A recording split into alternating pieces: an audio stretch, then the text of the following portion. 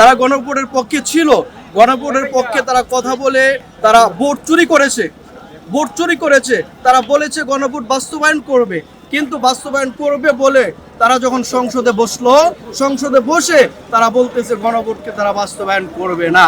তাদের উদ্দেশ্যগুলো এরকম দেখা যাচ্ছে, আমাদের পিছনে আমাদের রক্ত যারা আমাদের চুষে খেয়েছে শেখ হাসিনা, তাদের কার্যক্রম যেরকম ছিল বর্তমানেও যারা রাষ্ট্রপ্রধান হয়েছে তাদের কার্যক্রমগুলো আমরা সেরকম দেখতেই পাচ্ছি, এবং তাদের জবান থেকে আমরা শুনতে পেয়েছি তারা গণভোটকে বাস্তবায়ন করবে না, তারা জনগণের পক্ষে আসবে না। সেজন্যই আমাদের এই সমাবেশ।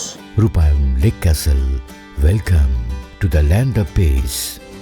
আমরা গণভোটকে বাস্তবায়ন করার জন্যই আমরা পিছনে 24শে জুলাই আন্দোলন করেছি, রক্ত দিয়েছি, শহীদ হয়েছি। এর উদ্দেশ্য একটাই, সেটা হলো গণভোটকে বাস্তবায়ন করা। আমরা পিছনের কোনো দুর্নীতিবাজদেরকে আমরা ক্ষমতায় রাখতে চাই না, দেখতে চাই না। আমাদের মুসলমানদের আমাদের ঈমানের হরণ করবে,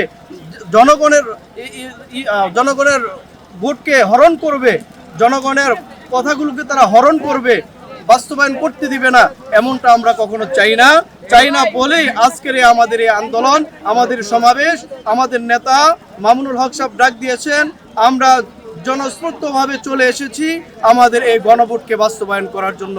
ইনশাআল্লাহ আমরা বাস্তবায়ন করেই আমরা ঘরে ফিরবো ইনশাআল্লাহ। তারা গণভোটের পক্ষে ছিল, গণভোটের পক্ষে তারা কথা বলে তারা ভোট চুরি করেছে, তারা বলেছে গণভোট বাস্তবায়ন করবে, কিন্তু বাস্তবায়ন করবে বলে তারা যখন সংসদে বসে তারা বলতেছে গণভোটকে তারা বাস্তবায়ন করবে না।